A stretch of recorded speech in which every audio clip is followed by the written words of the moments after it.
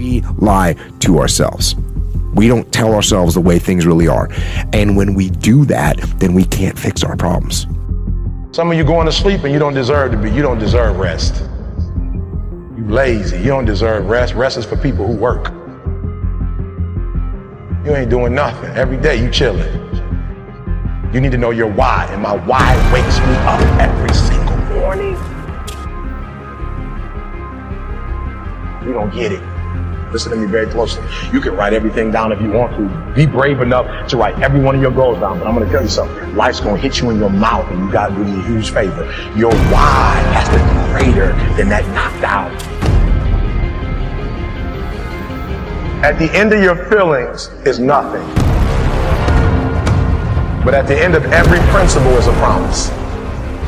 Find a man who's diligent at what he does, and he shall stand before kings and not mean men. Every day you say no to your dreams, you might be pushing your dreams back a whole 6 months. That one single day, that one day you didn't get up, could have pushed your stuff back I don't know how long. The first level to success in life, listen to me, the very first level is you seeing it. Like it's clear to you. Like you know exactly what you want. You know exactly when you want it. Listen to me. You know exactly what it tastes like. You know what it looks like. You know what it smells like. Before you really blow up, and you get success, you literally have it in the palm of your hand without having it. Have you ever thought about something you wanted to do and you talk yourself out of it? The goals that you right now have, the things that you have envisioned for yourself, this is a reflection, what you've done thus far and what you are engaged in doing. It's what's possible for you right now, but there's even more. You don't even know what's in the future. It's possible.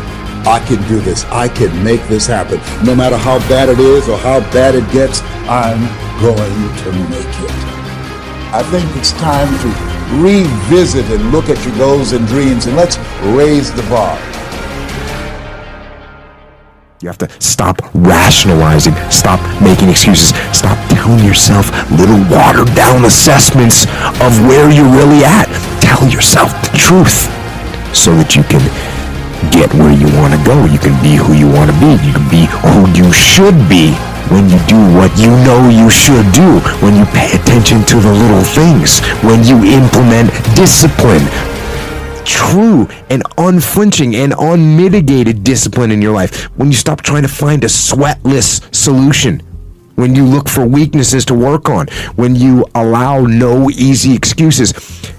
And all that starts when you stop lying to yourself.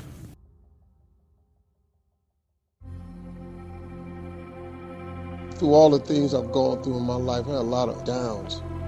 How did I keep the faith? There was a couple of reasons.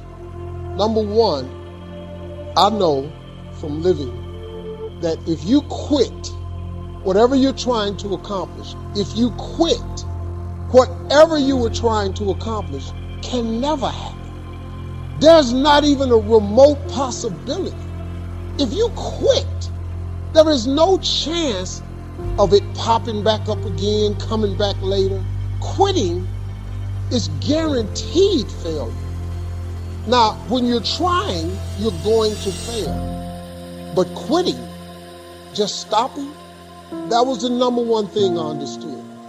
And then number two, you have to make sure that your dreams, your aspirations and goals are so big that not accomplishing them is not an option. What is commitment? Commitment is the salesman who says, look here, I'm going to make $1,000 today and I'm not going home. You can turn the lights out. The janitors could be here running the vacuum cleaner. I'm not leaving here till I do it. I used to be a door-to-door salesman. I had X number of TVs. I had a minimum amount that I knew I had to sell every day in order to provide for my mother, who was ill at the time, who had lost her job at the M&M cafeteria because of arthritis. And I said, I'm going to go door to door, and sometimes I would not come home until 1 o'clock at night, knocking on people's door, people closing What do you want? Would you like to buy a nice working month's television set, no money down? No. What about an Emerson TV? No. Thank you very much. Do you know anybody else that would be interested? No. Thank you very kindly. Knock on another. Hello. Would you like to buy a nice working television set, no money down? No. Get away from our door. Thank you very kindly. Do you know anybody else would be? Yeah, my cousin. He lives 2 doors down. Thank you very kindly. I tell him you sent me. When I heard your cousin told me that you wanted to buy a television set, told me to come here and talk to you, we got a special discount for you. Yes, come in, I'm interested. I would just keep right on. I would not go home until I did it. It's an interesting thing, ladies and gentlemen, that when we put ourselves in a situation where we say we're going to do it, it puts you in another zone where the universe responds to you. When you have that kind of consciousness, see, the universe responds to the man or woman that refuses to be denied, because that is your commitment. We do not reap a harvest in the fall because we need it. We reap a harvest in the fall because we deserve it. Not necessarily from a moral standpoint. Of course, there are some moral laws as well, spiritual and moral laws. But just the basic laws that simply say if you wish to reap, you must plant. So jot this down. Reaping is reserved for the planters. And the reason they reap is because they deserve it. They're the planters. They deserve to reap. Interesting Bible phrase that says, if you keep knocking, you'll find open doors. Good phrase to jot down. If you keep knocking, you'll find open doors. Doors of opportunity. Doors of a chance to meet someone. Doors open for association. Doors open to find someone special. Doors open to find a unique business colleague. If you keep knocking, doors of opportunity are open to those who continually knock. So we don't find open doors of opportunity because we need them. Only those who knock deserve to find an open. Everybody experiences extreme stress at some point in their life. I don't care who we are. Something happens outside our control and it hits our life and it knocks us on our tail. It might be a health stress. It could be something with your family. It could be economic, career. It could be something emotional that happens, biochemical. There's so many things. It could be an environmental situation that had nothing to do with you. Every one of us in our lifetime are experiencing extreme stress. And these days, because of the economy and the way we respond to it, the majority of people are experiencing some form of extreme stress, at least according to polls. Stress doesn't come from the facts. Stress comes from the meaning that we give the facts. Yes, those things have happened.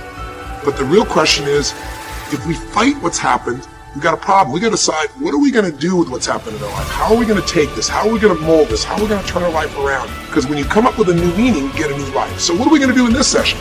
Well, in this session, we're going to take a look at something from a different perspective. We're going to ask you this question. What is the single force that controls the quality of your life? If there was one gift our Creator has given us, or the universe, whatever you believe, what is it? What is the one power that you have right now in this moment that can change everything? You have it, I have it, we all have it. This one singular individual power that can change anything in our life, regardless of what's happened to us. And I know you know the answer. The answer is the power of choice. The one thing we have in this world is we can't control the events, but we can choose what to focus on, we can choose what things mean, and we can choose what to do. Those three choices, those three decisions really control our life. It's not so much the conditions of our life that control our destiny as much as the decisions of our life. Try for a second to think about something. Think about your life. And just think about, are there a few decisions, if I were to ask you 2 decisions you made in life, you know, that if you would have made a different decision, you would have had a totally different life. I mean, it may be, a life may have been better or may have been worse, I don't know, but you would have a different life. I'm not asking you to buy into the fact that you should have known the answers. I just want you to see the power of a decision, or of a decision, or of a decision, or of a decision. Michael Jordan said in one of his interviews, when they said, "You're unbelievable, you're the greatest basketball player of all times." And he says, "Well, you just mentioned the successes."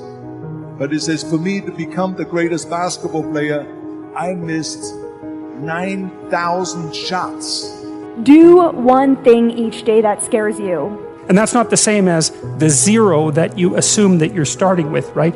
Because to not make a decision it also has a cost. And sometimes the cost of not making a decision is far worse than the cost of making a decision, even if the decision is risky. And I start thinking about my own life and how much time I had left to do the things that I would like to do. And at that time, I wasn't sure what my life purpose was, what my life's work was. When a door gets shut, all you got to do is walk up the hall. It's more doors. And let me tell you about some of the other enemies we face. Enemies on the inside. One of the enemies that you've got to destroy before it destroys you is indifference. What a tragic disease, drifting away from your ambitions.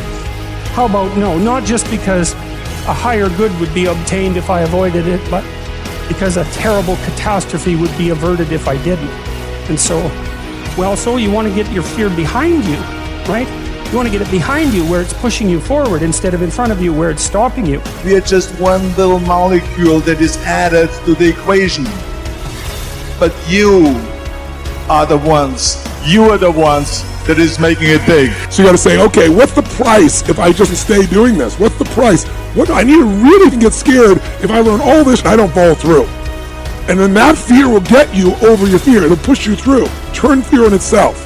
I live by that. Like, I let myself sort of feel the pain and the difficulty of being not where I want to be in whatever that area is, whether it's my spirituality, my relationships, my money. I let myself feel that pain because, as you know, there's two motivators, right? There's the gaining of pleasure, right? Wanting to go get something, chasing the dream. But then there's the avoidance of pain. But you can't let doubt take over. Doubt the past and doubt the future and doubt each other and doubt the government and doubt the possibilities and doubt the opportunities. I just want to, for a moment, I want us to be okay talking about fear. Because when we talk about it, we can disseminate it, we can minimize it into the nothingness that it always was. But first we have to be willing to step into it.